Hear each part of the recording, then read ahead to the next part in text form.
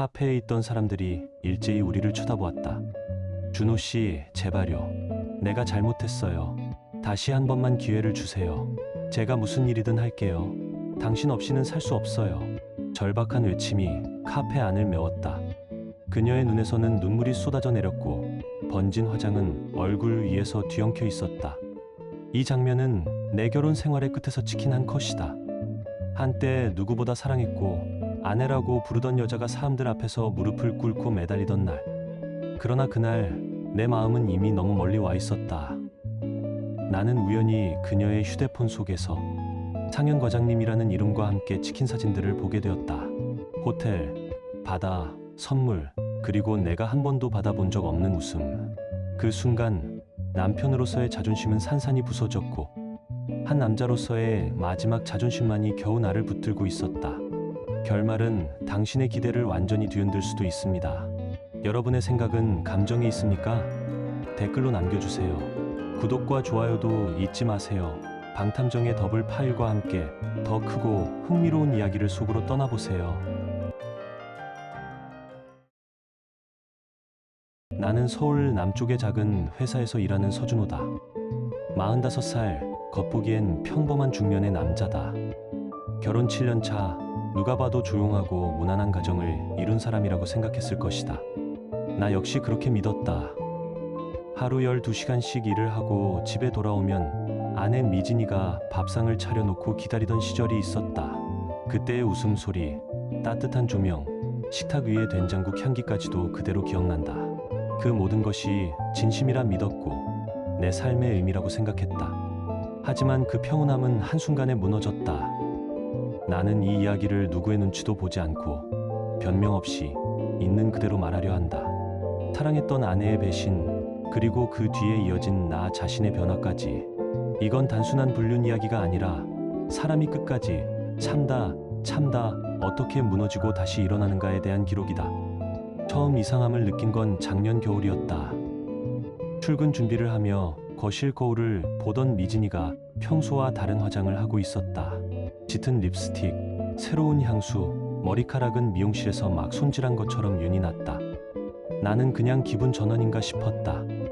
하지만 그 변화는 하루 이틀로 끝나지 않았다. 저녁마다 외출이 늘었고 전화는 항상 진동 상태였다.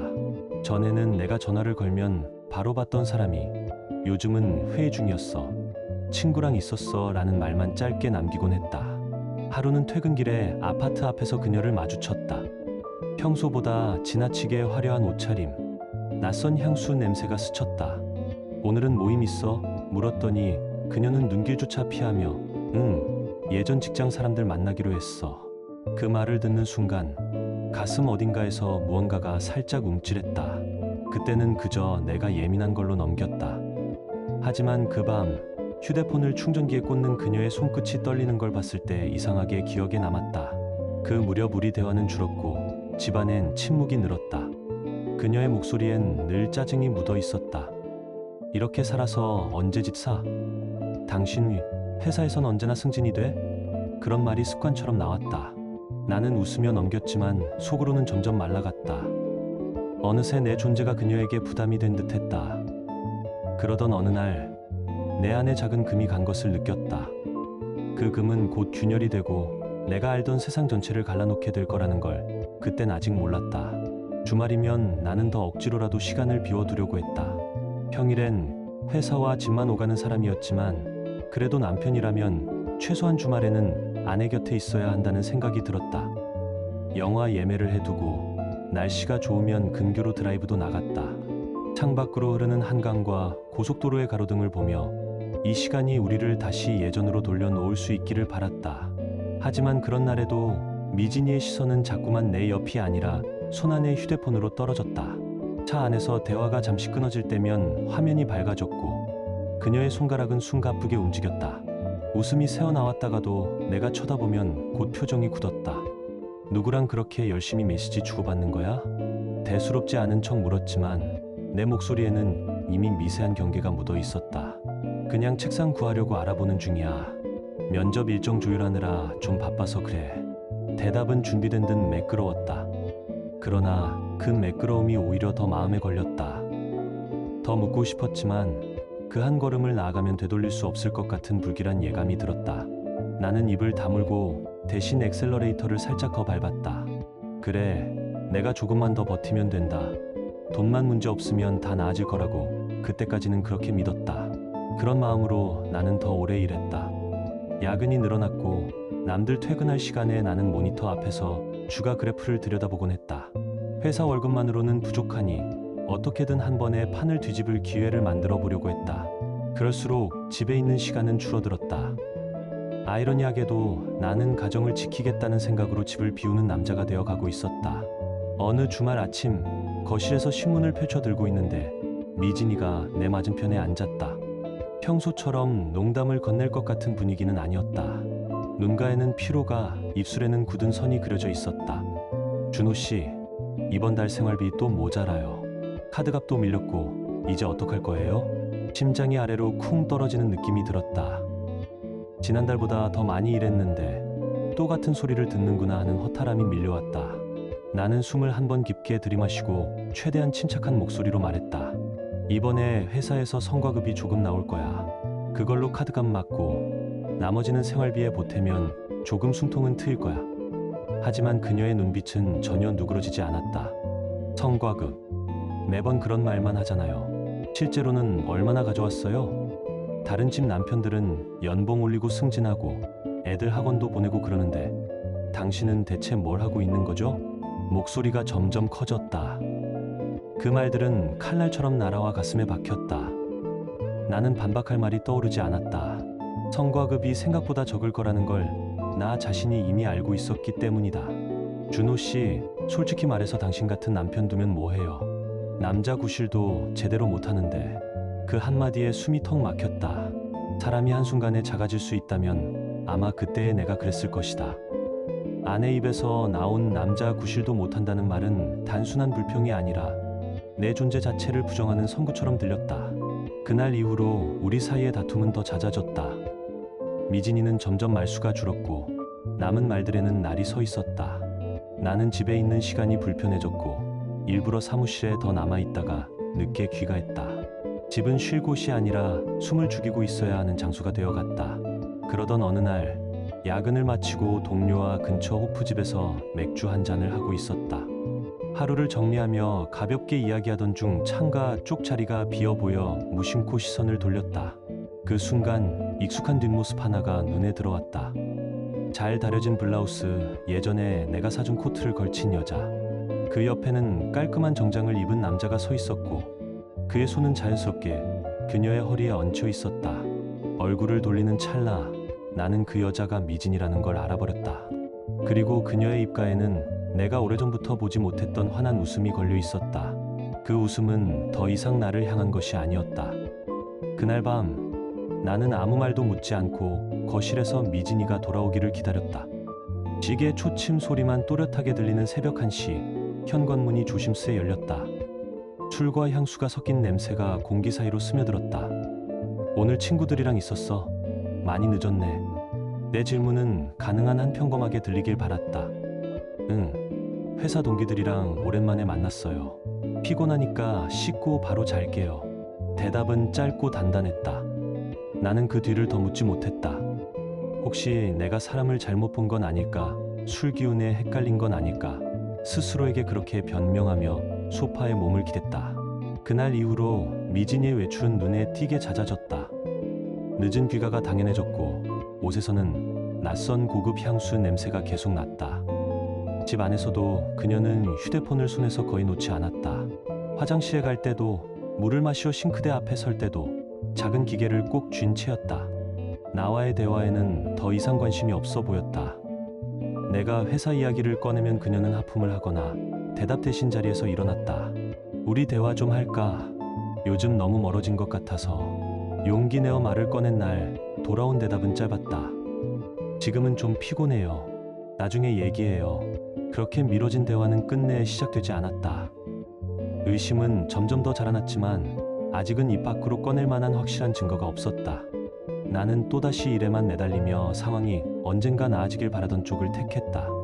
어느 저녁 회사 선배와 식사를 하던 중 자연스럽게 이런 이야기가 나왔다. 준호 씨, 요즘 아내분이랑 잘 지내요. 결혼 생활이 쉬운 게 아니죠. 선배의 질문에 나는 숟가락을 잠시 내려놓고 대답했다.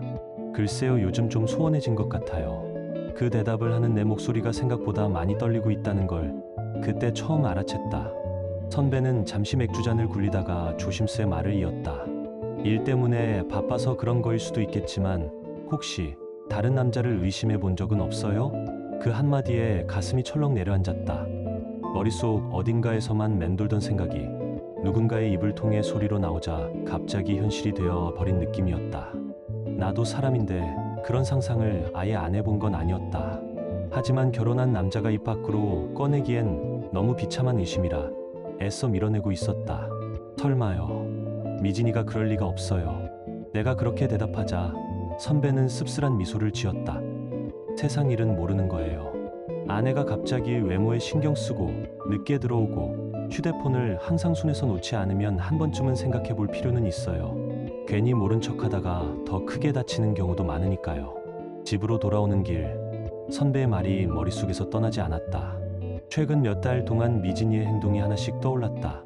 갑자기 비싼 화장품을 쓰기 시작한 일, 집 안에서도 항상 휴대폰을 쥐고 있던 손, 늦은 귀가와 낯선 향수 냄새. 나는 그 모든 것을 스트레스 때문이겠지, 다들 저렇게 사는 거겠지 하고 넘겨왔다. 하지만 그날 밤 더 이상 눈을 감고 있을 수는 없겠다는 생각이 들었다. 며칠 뒤 토요일 아침이었다. 미진이는 나보다 먼저 일어나 샤워를 하러 욕실로 들어갔고 나는 거실 소파에 멍하니 앉아 있었다. 그때 거실 테이블 위에 놓인 휴대폰이 진동과 함께 밝아졌다. 무심코 시선을 돌린 순간 화면에 찍힌 이름이 눈에 들어왔다. 과장님. 순간 심장이 한번 크게 요동쳤다. 미진이는 1년 전에 회사를 그만두었다. 퇴사한 지 그렇게 오래됐는데 토요일 아침부터 굳이 과장님이 전화를 할 이유가 있을까? 손이 저절로 휴대폰 쪽으로 향했다. 잠시 망설이다가 결국 통화 버튼을 눌렀다. 여보세요. 짧은 침묵이 흘렀다. 이윽고 낮고 차분한 남자의 목소리가 들려왔다. 누구세요? 미진 씨가 아니라 남편입니다만. 내가 그렇게 말하자마자 전화는 끊겼다. 뚝 하는 신호음이 귀에 박히는 순간 심장이 미친 듯이 뛰기 시작했다. 손에 쥔 기계는 뜨겁게 달아올라 있었고 손바닥에는 식은땀이 배어 나왔다. 잠시 후 욕실 문이 열리고 머리를 말리며 나온 미진이가 나를 보며 웃었다. 나는 최대한 평온한 목소리로 물었다. 방금 과장님이라는 사람한테서 전화 왔더라. 누구야? 미진이의 얼굴이 잠깐 굳더니 바로 표정을 고쳐 잡았다. 아, 그거. 요즘 취업 준비하잖아. 지난번에 면접 봤던 회사 과장님이야. 결과 알려주려고 전화한 것 같네. 말은 그럴듯했다. 그러나 그 말을 내뱉는 입술과 눈빛이 어딘가 따로 놀고 있었다. 억지로 미소를 짓고 있지만 눈동자 끝이 미세하게 떨리고 있었다. 나는 그 자리에서 더 캐묻지 않았다. 하지만 그 순간이 분기점이 되었다. 그날 이후로 나는 미진이를 더 면밀히 관찰하기 시작했다. 갑자기 더 야무지게 관리하는 외모, 집에 있을 때도 손에서 떨어지지 않는 휴대폰, 그리고 하루에도 몇 번씩 울리는 과장님의 이름. 예전 같으면 그냥 지나쳤을 장면들이 이제는 하나하나 머릿속에 상처처럼 남았다. 결국 어느 밤 미진이가 먼저 깊이 잠든 뒤 나는 조용히 침대에서 일어나 그녀의 휴대폰을 집어들었다. 예전 비밀번호는 우리 결혼기념일 날짜였다. 그러나 화면은 차갑게 틀렸습니다라는 메시지를 내보냈다. 언제부터인가 비밀번호가 바뀌어 있었던 것이다. 나는 잠시 휴대폰을 내려놓았다가 다시 들었다.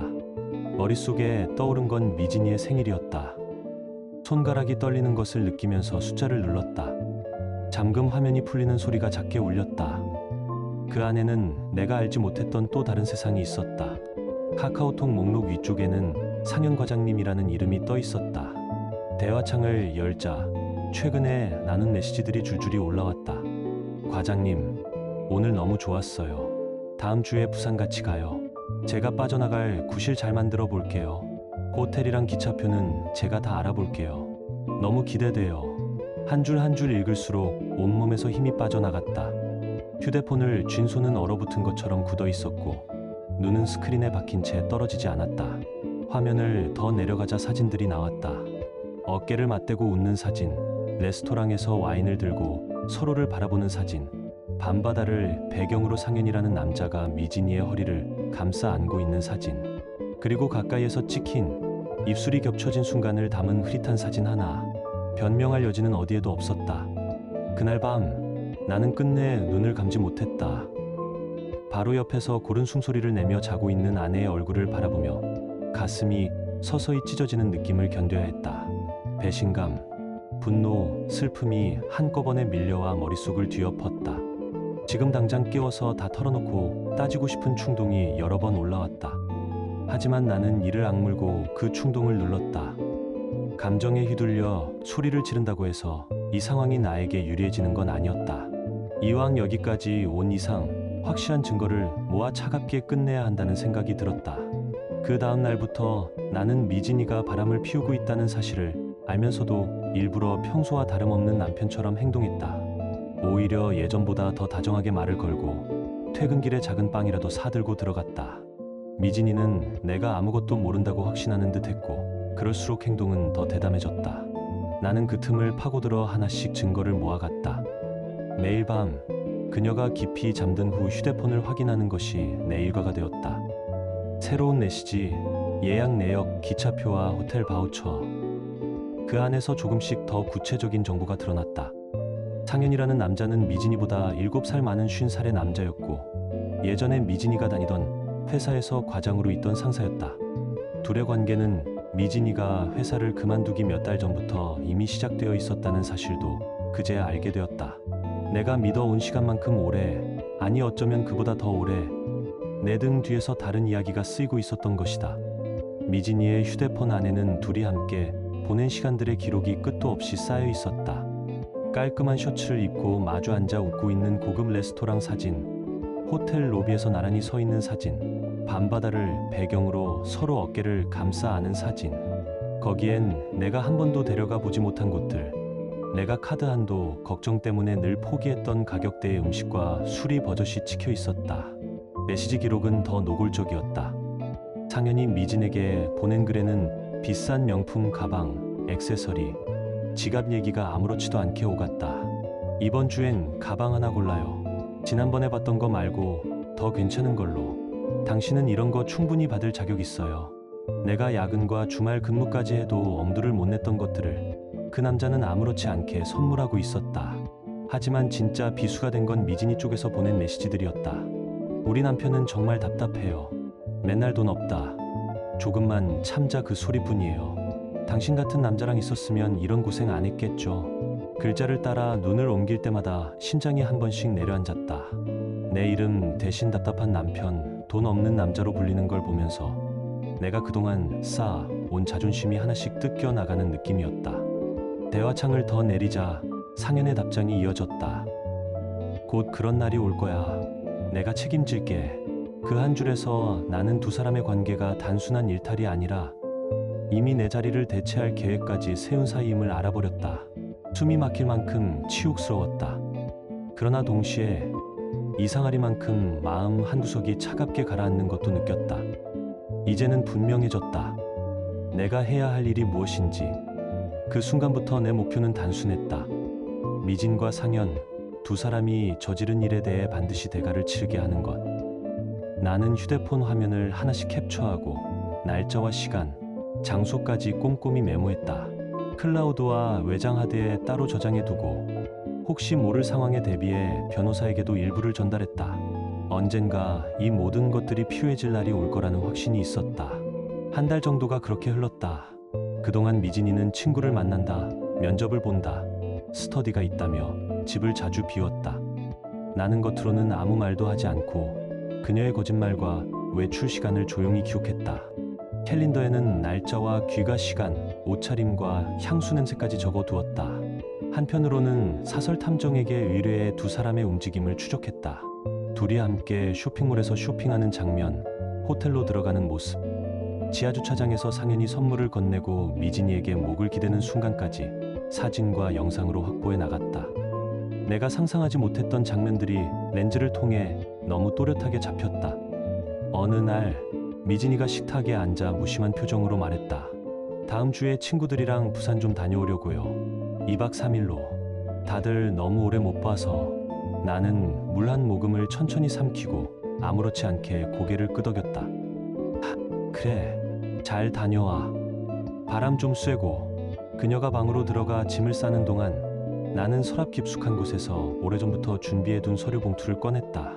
이혼 소송과 상간자 손해배상 청구를 위한 서류들이 이미 정리되어 들어 있었다. 그동안 여러 번 변호사를 찾아가 상담을 받았고 증거가 충분하다는 말도 들었다. 이제 필요한 건 마지막으로 판을 뒤집을 타이밍뿐이었다. 미진이가 부산으로 떠난 날 나는 탐정에게 연락해 두 사람의 여행 일정을 모니터링해 달라고 부탁했다. 그날 밤 혼자 집에 남아 조용히 중얼거렸다. 당신 때문에 질질 끌던 날들은 이제 끝나간다. 며칠 뒤 미진이가 집으로 돌아온 날 나는 아무 일도 없었던 것처럼 그녀를 맞이했다. 여행 어땠어? 재밌었어? 조금 굳은 얼굴이 스쳤지만 곧 익숙한 표정을 만들어냈다. 응, 오랜만에 친구들이랑 만나니까 좋더라. 근데 준호 씨는 주말 어떻게 보냈어요? 나야 뭐 평소처럼 일하고 쉬고. 그런데 말이야, 미진아. 다음 주에 중요한 약속이 하나 있어서 같이 가야 할 것 같아. 무슨 약속인데요? 우리 미래에 꽤 중요한 일이지. 수요일 오후 2시, 그때 시간 비워도. 잠시 의아한 듯한 표정을 짓던 그녀는 더 묻지 않았다. 나는 그날 이후로도 일부러 평소와 다름없는 태도를 유지했다. 겉으로는 웃고 밥을 먹고 함께 TV를 보았다. 그러나 속에서는 이미 폭풍이 몰아치고 있었다. 배신한 아내와 같은 공간에 숨 쉬는 것만으로도 견디기 힘들었지만 마지막 한 방을 위해 이를 악물고 버텼다. 얼마 지나지 않아 다시 한번 휴대폰을 확인할 기회가 왔다. 욕실에서 물 흐르는 소리가 들리는 사이 테이블 위에 놓인 기계를 집어들었다. 상현과의 대화창 맨 아래에는 새로운 메시지들이 이어져 있었다. 언제쯤 준호한테 얘기할까요? 이제 더 이상 못 참겠어요. 그 아래 상현의 답장이 붙어 있었다. 조금만 더 참자. 지금 이혼 절차 밟고 있으니까 그거 끝나면 우리도 정리하면 돼. 그리고 마지막으로 미진이의 메시지. 빨리 이 답답한 집에서 나가고 싶어요. 준호 보기만 해도 숨이 막혀요. 그 문장을 읽는 순간 나는 더 이상 예전의 내가 아니게 되었다는 걸 분명히 알 수 있었다. 그 대화를 읽는 순간 마지막까지 붙잡고 있던 망설임이 산산이 부서졌다. 혹시 내가 너무 예민해서 오해한 건 아닐까? 정말 마음을 다잡고 대화하면 예전으로 돌아갈 수 있지 않을까?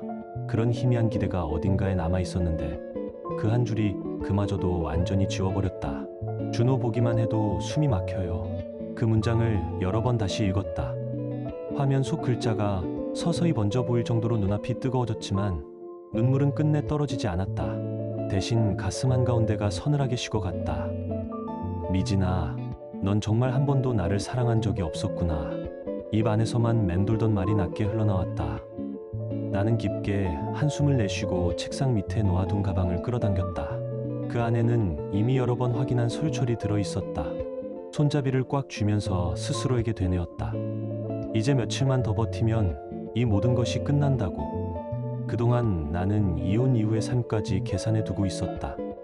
아무것도 모르는 척 지내는 시간이 괴롭긴 했지만 그 시간 동안 나는 내 자산들을 정리했다. 그동안 미진이에게 숨겨왔던 주식 계좌, 부동산 투자 내역, 현금성 자산까지 하나하나 정리해 별도의 파일로 묶어두었다. 겉으로 보기엔 그저 월급에 허덕이는 평범한 직장인이었지만 사실 나는 오래전부터 주식과 부동산에 투자해 적지 않은 자산을 모아둔 상태였다. 수십억이 넘는 금액이었다. 그런데도 미진이에게 그 사실을 말하지 않았던 이유는 단순했다. 돈보다 중요한 게 있다고 믿었기 때문이다. 어떤 상황에서도 나란 사람을 선택해 줄 수 있는 진심, 거짓이 섞이지 않은 신뢰, 그게 확인되고 나서야 모든 걸 함께 할 수 있다고 생각했다. 이제 와서 생각하면 그 기대 자체가 애초에 잘못된 상대에게 향해 있었던 셈이다. 언젠가는 알게 되겠지. 내가 얼마나 큰 실수를 했는지. 나는 마지막으로 서류들을 한 번 더 훑어보았다. 이혼 청구 관련 서류, 상간남에 대한 손해배상 청구 준비 자료, 변호사와 주고받은 정리된 메모, 결정적인 한 방을 날리기 위한 준비는 이미 끝나 있었다. 이제 남은 건 약속된 날이 오기를 기다리는 일뿐이었다. 수요일이 밝아왔다. 그날 아침까지도 나는 일부러 평소와 다름없는 남편처럼 행동했다. 아니, 오히려 평소보다 더 다정하게 굴었다. 출근길에 일부러 돌아 나와 미진이가 좋아하던 작은 꽃집에 들렀다. 오늘 중요한 약속이 있어서. 그렇게 중얼거리고 오래전 결혼기념일 때 샀던 것과 비슷한 색의 꽃다발을 골랐다. 집에 돌아와 꽃을 내밀자 미진이는 순간 놀란 듯 눈을 크게 떴다. 오늘 웬 꽃이에요? 그냥. 오랜만에. 입꼬리는 올라가 있었지만 눈빛에는 설명하기 힘든 불안이 비쳤다. 나는 아무렇지 않게 웃으며 말을 이었다. 오늘 2시에 강남역 근처 카페로 가자. 거기서 같이 만날 사람이 있어. 점심시간이 지나고 우리는 약속한 카페로 향했다. 유리창 너머로 사람들 발걸음이 분주했고 카페 안에서는 잔을 부딪히는 소리와 낮은 대화 소리가 뒤섞여 잔잔한 소음을 만들고 있었다. 문을 열고 들어가자 구석 자리에서 누군가가 일어나 가볍게 고개를 숙였다. 내가 미리 선임해둔 변호사였다. 준호 씨, 여기에요. 미진이는 그 모습을 보는 순간 얼굴색이 확 달라졌다. 준호 씨, 이 사람은 누구예요? 무슨 일이에요? 불안이 그대로 드러난 목소리였다. 나는 천천히 의자에 앉아 가방에서 두툼한 설초를 꺼냈다. 그리고 조용히 그녀 앞으로 밀어놓았다. 이혼 합의서야. 여기 서명해줘. 순간 카페 안의 소리가 멀어지는 것 같았다. 미진이의 얼굴이 하얗게 질리더니 눈이 크게 흔들렸다. 무슨 소리예요? 갑자기 이혼이라니. 우리 사이에 뭐가 그렇게 큰 문제가 있었다고 그래요? 나는 눈을 피하지 않고 그녀를 똑바로 바라보며 말투를 최대한 차갑게 유지했다. 문제? 무슨 문제인지 너도 잘 알잖아. 상현이라는 남자와의 바람, 부산 여행, 그리고 나에 대해 떠들어 댄 모욕적인 메시지들. 다 확인했어. 미진이의 입에서 작은 비명이 새어나왔다. 잠시 말을 잃은 듯 입술만 달싹이다가 곧 목소리에 나를 세웠다.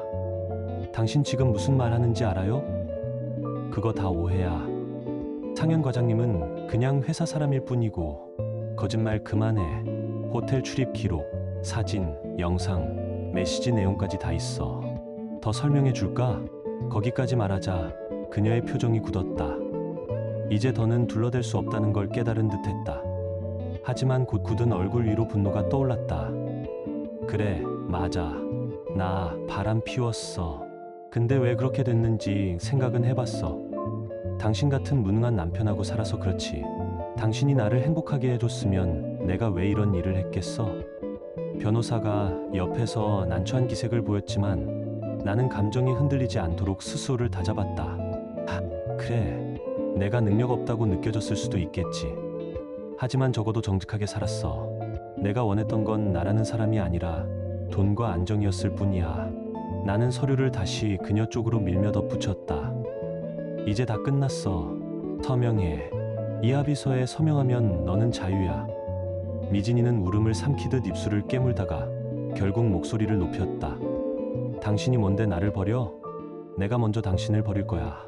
상현 오빠는 나한테 당신이 한 번도 못 해준 걸 다 해줄 사람이야. 나는 짧게 웃으며 고개를 끄덕였다. 그래? 그럼 그 사람한테 가봐. 내가 얼마나 가치 있는 사람인지 곧 알게 되겠지. 속으로 그렇게 중얼거리면서 나는 미진이의 눈을 똑바로 바라보고 있었다. 잠시 숨을 몰아쉬던 미진이는 결국 분노를 숨기지 못한 얼굴로 펜을 집어들었다. 손이 떨리는 것이 눈에 보일 정도였지만 끝까지 나를 노려보며 이혼 합의서에 서명했다. 종이 위에 또렷하게 적힌 그녀의 이름을 고자 이상하게도 마음이 시끄럽기보다 고요해졌다. 서류를 덮고 자리에서 일어나려는 찰나 미진이는 의자를 밀치듯 일어나며 마지막 한마디를 던졌다. 준호 씨, 당신 평생 후회할 거예요. 나 같은 여자 다시는 못 만날 테니까. 그 말을 들었을 때 나는 어이없다는 듯 피식 웃음이 나왔다.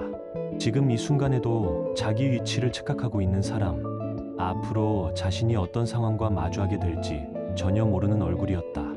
미진이가 카페 문을 박차고 나가고 난 뒤 옆에 앉아있던 변호사가 나를 향해 조용히 고개를 끄덕였다. 서준호 씨, 첫 번째 단계는 이렇게 정리되었네요. 목소리는 낮았지만 그 안에는 분명한 확신이 담겨 있었다. 이제 두 번째 단계로 넘어가시겠습니까? 상간자 소송 준비는 이미 끝났습니다. 나는 주저하지 않고 대답했다. 네, 바로 진행해 주세요. 그리고 제 재산 관련 서류들도 법원에 제출할 수 있게 정리해 주세요. 다만 아직은 미진이에게 그 내용이 알려지지 않도록 해주세요. 변호사는 짧게 메모를 하며 말했다. 알겠습니다. 이혼 절차에서는 최소한의 재산만 공개하고 나머지 내역은 소송이 마무리된 후 따로 처리하는 방향으로 진행하겠습니다. 그렇게 나의 복수는 차근차근 계획대로 움직이기 시작했다. 이혼 합의서에 서명한 이후 미진이는 곧바로 집에서 자신의 짐을 빼기 시작했다. 큰 캐리어와 상자 몇 개의 옷과 소지품을 쓸어 담으면서도 표정은 묘하게 들떠 있었다. 마치 긴 터널을 지나 마침내 빛을 본 사람처럼 가벼운 발걸음이었다. 그녀는 분명 스스로를 이렇게 생각하고 있을 것이다. 무능한 남편에게서 드디어 벗어나 능력 있고 돈 많은 상현과 함께 새로운 인생을 시작하는 여자. 나를 남자 구실도 못하는 사람이라고 비웃던 그 입술로 이제는 상현이라는 남자의 미래만을 말하고 있겠지. 하지만 곧 잔인한 현실과 마주하게 될 것이다. 상현에게 상간자 소송이 제기되면 과연 그가 끝까지 미진의 편에 서 있을까? 진짜로 그녀를 책임지고 지켜줄 수 있을까? 내가 지켜보고 싶었던 건 바로 그 지점이었다. 그리고 무엇보다도 언젠가 미진이가 내 진짜 모습을 알게 되었을 때의 얼굴을 보고 싶었다. 자신이 평생 무시해온 남편이 사실은 수십억 대의 자산을 가진 사람이었다는 사실. 그걸 알게 되었을 때 그녀의 눈빛이 어떻게 변할지 상상하는 것만으로도 속이 시원해졌다. 미진아, 넌 정말 큰 실수를 했어. 이제부터가 진짜 시작이야.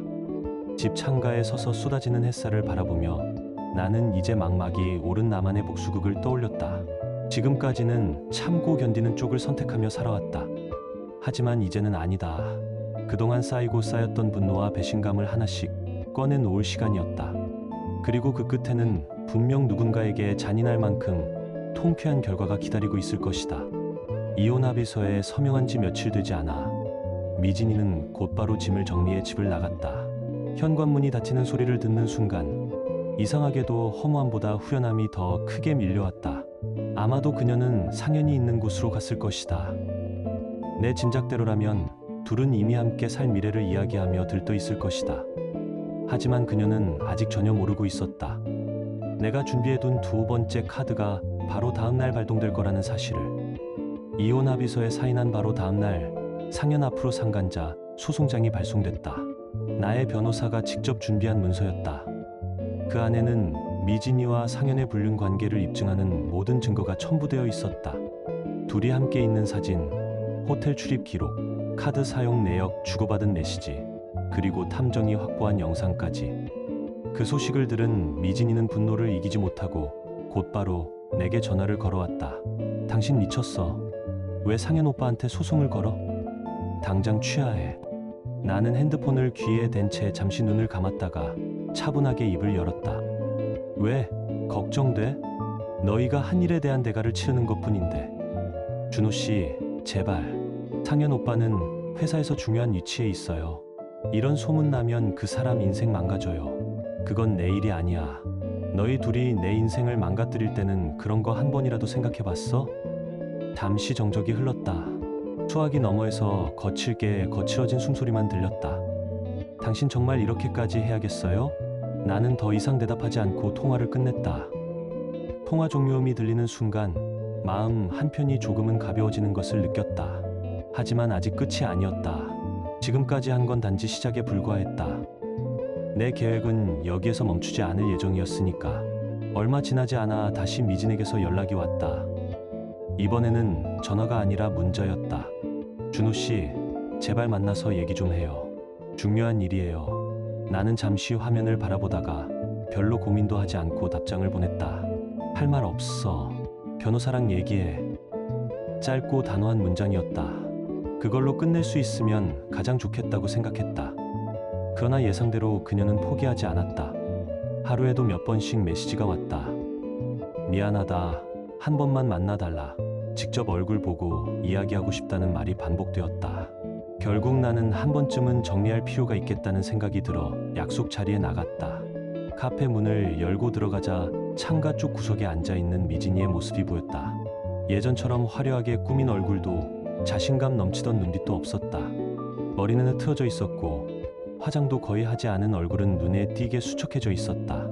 숫잔을 만지작거리며 초조하게 시계를 쳐다보던 그녀가 나를 보자마자 자리에서 벌떡 일어섰다.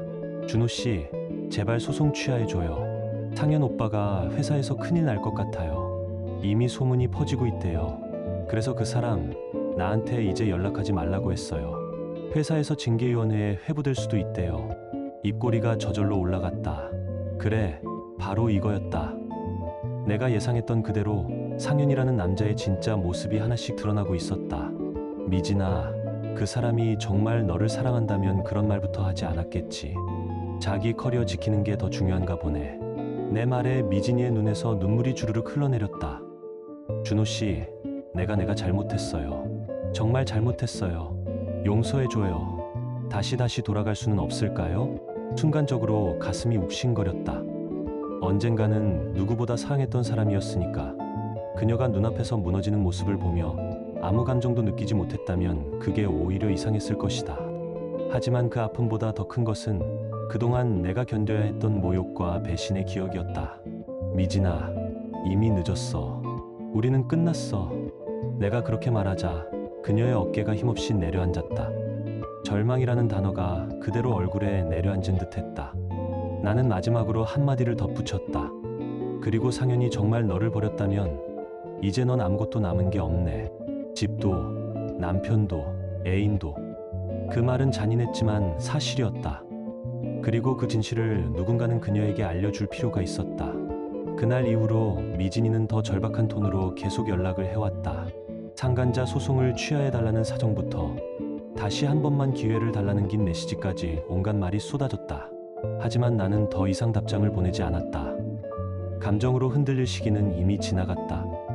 나는 그저 법이 정해놓은 절차에 따라 이혼 소송과 상간자 소송을 그대로 진행할 뿐이었다. 소문은 생각보다 빨리 퍼졌다. 상현이 불륜 소송에 휘말렸다는 이야기가 그가 다니는 회사 안에 알려지기 시작했고 그의 평판은 순식간에 바닥으로 떨어졌다. 특히 그 회사는 보수적인 대기업으로 사생활 스캔들에 민감한 곳이었다. 이런 종류의 사건은 그의 커리어에 치명적일 수밖에 없었다. 어느 날 낯선 번호로 전화 한 통이 걸려왔다. 서준호 씨 맞으시죠? 저는 상현 씨랑 같은 부서에서 일하는 사람입니다. 상대방은 조심스럽게 말을 이었다. 사실 상현 씨가 회사에서 큰 문제가 생겼어요. 징계위원회에 회부됐고 강등이나 대기 발령 같은 중징계가 내려질 가능성이 높다고 합니다. 혹시 이 소송을 취하하실 생각은 없으신지 여쭤보고 싶었습니다. 나는 잠시 침묵하다가 차분히 대답했다. 죄송하지만 그럴 생각은 없습니다. 그분이 저지른 일에 대한 책임을 져야 하니까요. 상대는 한 번 더 설득해 보려는 듯 말했다. 미진 씨도 이제 상현 씨에게 사실상 버림받았다고 들었습니다. 이 정도면 벌은 충분히 받은 게 아닌가 해서요. 나는 말을 잘랐다. 이제 그건 그 둘의 문제입니다. 제 소송은 예정대로 계속 진행할 겁니다. 전화를 끊고 난 뒤 잠시 창밖을 바라보며 생각에 잠겼다. 미진과 상현 두 사람 모두 이제 자신들이 선택한 행동에 대한 대가를 치르고 있었다. 하지만 이게 끝은 아니었다. 이제 곧 미진은 훨씬 더 큰 충격과 마주하게 될 것이다. 내가 숨겨왔던 진짜 모습, 그리고 그녀가 스스로 내던져 버린 것이 무엇이었는지 알게 될 날이 다가오고 있었다. 멀지 않았어. 곧 모든 게 드러나겠지. 창밖에 내리는 비를 바라보며 나는 다음 단계를 준비했다. 이제 미진에게 내 모습을 보여줄 시간이 다가오고 있었다. 이혼 소송이 진행되는 동안 자연스럽게 재산 분할 문제가 거론되었다. 미진 쪽 변호사는 집요하게 내 재산 목록 전체를 요구했고 나는 마치 그 순간을 기다려왔다는 듯이 서류를 정리해 제출했다. 그 자리에 있던 미진과 그녀의 변호사는 서류를 받아들고는 한동안 말이 없었다. 내 이름으로 된 주식, 계좌와 투자 내역, 부동산 목록에 적힌 숫자들을 확인하는 순간 두 사람의 표정이 동시에 굳어졌다. 그 계좌들에는 수십억 원대의 자산이 들어있었다. 평범한 월급쟁이처럼 보였던 내가 사실은 몇 년 전부터 주식 투자와 부동산으로 큰 수익을 쌓아온 사람이었다는 사실이 한꺼번에 드러난 것이다. 나는 조용히 그 모습을 지켜보았다. 놀라움과 충격, 그리고 뒤늦은 후회가 뒤섞인 표정. 그 표정이야말로 내가 오래도록 상상해왔던 장면이었다. 내가 그동안 재산을 숨겨온 이유는 단 하나였다. 그녀가 나라는 사람을 진심으로 사랑하는지 아니면 계산 끝에 선택한 남편인지 지켜보고 싶었기 때문이다. 그리고 결과적으로 미진이는 그 시험에서 완벽하게 실패했다. 돈도 없고 능력도 부족한 남편이라고 여겼던 나를 배신했고, 이제 와서 내가 큰 자산을 가진 사람이라는 사실을 알게 된 순간 그녀의 얼굴은 순식간에 창백해졌다. 떨리는 손으로 재산 목록을 넘기던 그녀는 믿기지 않는다는 표정으로 나를 바라보았다. 이게 진짜예요? 준호 씨가 이렇게 재산이 많았다고요? 옆에 앉아있던 그녀 쪽 변호사도 잠시 말을 잇지 못했다. 이미 이혼 합의서에 서명한 상태였기 때문에 미진이는 재산의 상당 부분에 대한 권리를 스스로 포기한 셈이었다. 물론 최소한의 위자료는 지급하기로 했지만 내 전체 자산에 비하면 그건 아주 작은 숫자에 불과했다. 얼마 지나지 않아 미진이는 나를 따로 찾아왔다. 카페 창가 자리에 앉아있던 그녀는 예전과는 전혀 다른 모습이었다. 번쩍이던 액세서리도 자신만만한 태도도 사라지고 수척해진 얼굴로 나를 애절하게 바라보고 있었다. 준호 씨, 왜 그동안 말 안 했어요? 우리 그렇게 힘들게 살 필요 없었잖아요. 나는 커피를 한 모금 마시고 최대한 담담한 목소리로 대답했다. 내가 나를 진심으로 사랑하는지 확인하고 싶었어. 근데 결과는 지금 우리가 보는 그대로잖아. 오해예요. 나 정말 준호 씨를 사랑했어요. 단지 좀 지쳤을 뿐이에요. 우리 이제라도 다시 시작할 수 없을까요? 그녀의 눈에서 눈물이 흘러내렸다. 하지만 그 눈물이 정말 나를 향한 마음인지, 아니면 재산 목록에 적힌 숫자들을 보고 흘리는 눈물인지 이제는 더 이상 구별할 수 없었다. 그리고 솔직히 말해 알고 싶은 마음도 남아있지 않았다. 미진아, 나도 사람을 잘못 본 거야. 이제 와서 돈 때문에 돌아오겠다는 거면 그건 사랑이 아니지. 그 말을 하자 미진이는 울먹이며 내 손을 잡으려 했다. 아니에요. 돈 때문이 아니라 정말 후회하고 있어요. 제발 한 번만 더 기회를 주세요. 나는 단호하게 손을 빼고 자리에서 일어섰다. 미안하지만 이미 끝난 일이야. 그리고 상현은, 그 사람은 어떻게 할 건데? 그 사람도 버릴 거야? 그 이름이 나온 순간 미진이의 표정이 일그러졌다. 눈동자가 잠시 흔들리더니 곧 고개를 숙였다. 아마 이미 상현에게도 버림받은 상태일 것이다. 더 이상 내세울 말이 없었던지 그녀는 아무 말도 하지 못한 채 흐느끼기만 했다. 카페를 나서기 전 나는 마지막으로 한마디를 남겼다. 부디 행복하게 살아. 그리고 다음에는 돈보다 사람을 보는 법을 배우길 바라. 문 쪽으로 발을 돌리려는 순간 뒤에서 갑자기 의자가 밀리는 소리가 났다. 미진이가 내 쪽으로 달려와 내 다리에 매달리며 그대로 무릎을 꿇었다. 카페 안에 있던 사람들이 일제히 우리를 쳐다보았다. 준호 씨, 제발요. 내가 잘못했어요. 다시 한 번만 기회를 주세요. 제가 무슨 일이든 할게요. 당신 없이는 정말 살 수 없어요. 절박한 외침이 카페 안을 메웠다. 그녀의 눈에서는 눈물이 쏟아져 내렸고 번진 화장은 얼굴 위에서 뒤엉켜 있었다. 한때는 누구보다 사랑했던 여자가 이렇게 비참한 모습으로 바닥에 무릎을 꿇고 있는 모습을 보니 가슴 어딘가가 순간적으로 저릿하게 아팠다. 그러나 그 아픔보다 더 큰 것은 지금까지 내가 삼켜야 했던 분노와 배신감이었다.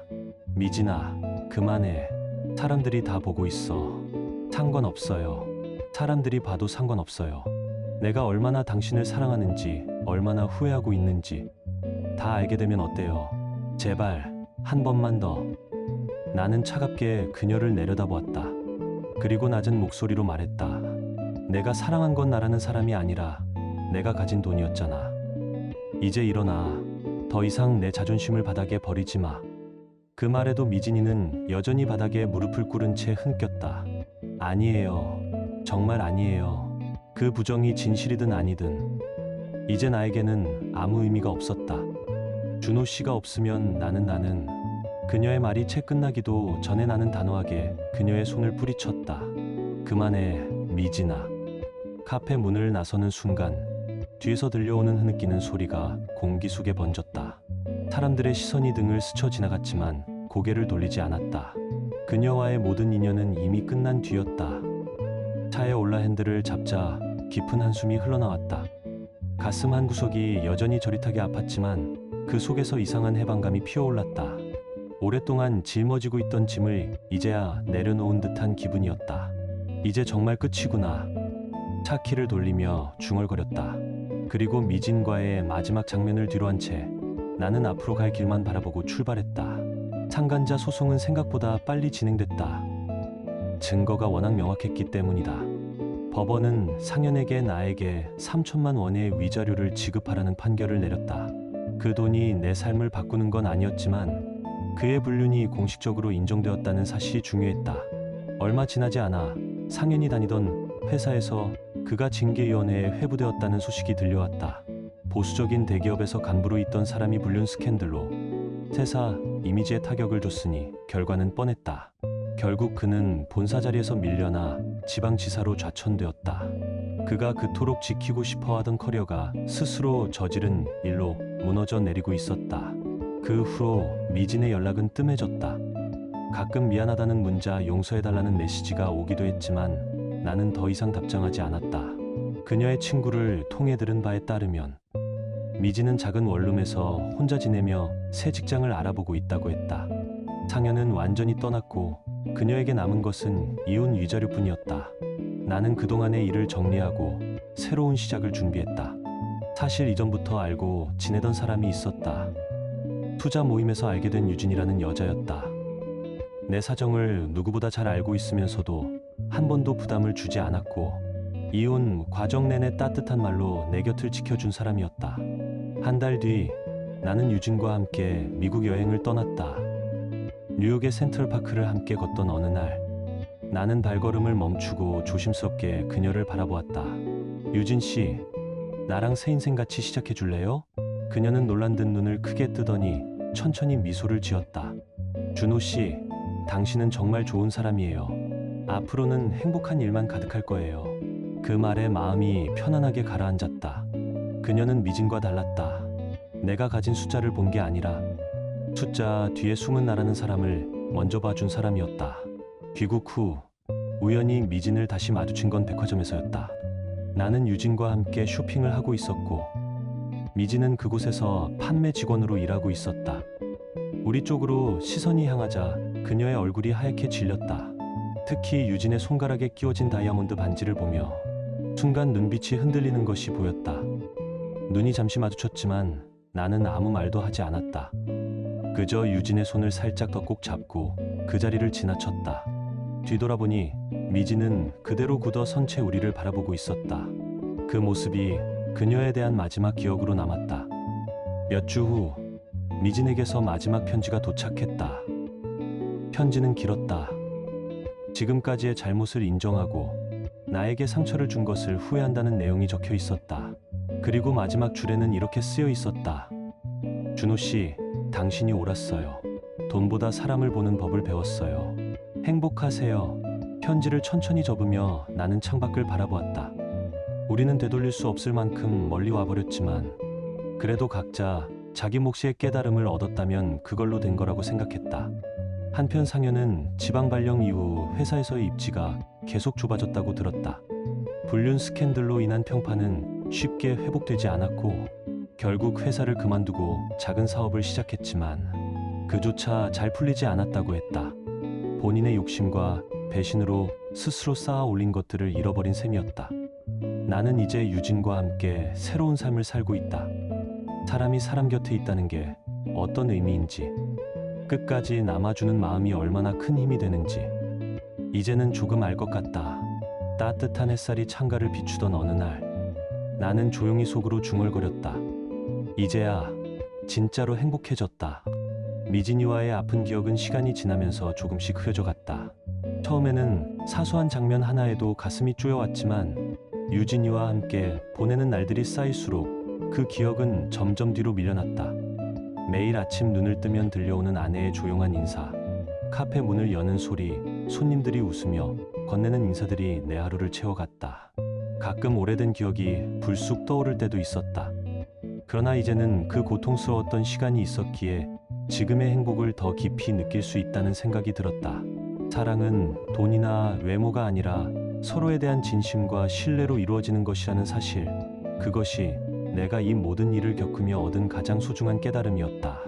유진이와 나는 결혼 후 그녀가 오래전부터 꿈꾸던 작은 카페를 열었다. 내 투자 수익만으로도 충분히 여유롭게 살 수 있었지만 나는 그녀가 직접 손님을 맞이하고 커피를 내리며 자신의 공간을 만들어가는 모습을 보고 싶었다. 동네 사람들 사이에서 아늑한 분위기에 좋은 카페라고 입소문이 났고 카페는 점점 단골 손님들로 채워졌다. 몇 달 후 우리 부부에게 뜻밖의 기쁜 소식이 찾아왔다. 유진이가 임신을 한 것이다. 우리는 아이를 위한 작은 방을 꾸미고 어떤 이름이 좋을지 밤늦도록 이야기를 나누며 설레는 시간을 보냈다. 아이가 태어난 날 병원 조명 아래에서 처음 마주한 작고 여린 생명을 품에 안았을 때 나는 평생 잊지 못할 감동을 느꼈다. 한 생명이 내 품 안에서 숨 쉬고 있다는 사실만으로도 이제야 비로소 완전히 새로운 인생이 시작되었다는 생각이 들었다. 미진과의 결혼 생활 동안 한 번도 느껴보지 못했던 온전하고 흔들림 없는 행복이었다. 이제 정말 행복한 가정을 만들 거야. 이 아이가 사랑 속에서 자라날 수 있도록 지켜주자. 품에 안긴 아이와 침대에 누운 아내를 번갈아 바라보며 나는 마음속으로 조용히 다짐했다. 피곤해 지친 얼굴이면서도 유진이는 눈가에 미소를 머금고 나와 아이를 바라보고 있었다. 그 눈빛에서 나는 조건 없는 신뢰와 사랑을 읽을 수 있었다. 그 후로도 우리의 시간은 크고 작은 기쁨들로 이어졌다. 가게 문을 닫고 셋이서 손을 잡고 집으로 돌아가는 길, 아이가 처음 웃은 날, 비 오는 날 카페 창가에 앉아 나란히 밖을 바라보며 나눈 대화들. 인생은 때때로 예상치 못한 시련을 내밀지만 그 시련을 지나고 나면 이전에는 보이지 않던 길이 열리기도 한다는 것을 나는 이제 안다. 진정한 사랑의 가치 그리고 신뢰의 무게를 깨달은 지금 나는 어느 때보다 충만한 삶을 살고 있다. 사랑은 결국 진시함이다. 그리고 진실된 사랑은 언젠가 반드시 어떤 형태로든 행복으로 되돌아온다. 이것이 내가 내 이야기를 통해 스스로에게 그리고 언젠가 비슷한 아픔을 겪을지도 모를 누군가에게 조용히 전하고 싶은 마지막 말이다. 한때는 사랑했지만 배신당했고 그 상처를 딛고 일어나 마침내 진짜 나를 봐주는 사람과 새로운 삶을 시작한 한 남자의 이야기. 미지는 돈과 안정을 선택하다가 결국 모든 것을 잃었고 나는 내 가치를 알아봐 주는 사람 곁에서 다시 처음부터 삶을 쌓아 올릴 수 있었다. 먼 길을 돌아왔지만 지금 내 곁에는 믿음을 주는 아내와 작은 아이, 그리고 우리가 함께 가꾸어가는 따뜻한 집이 있다. 그 사실 하나만으로도 나는 더 이상 과거로 돌아가고 싶지 않다. 지금 당신의 마음은 어떤가요?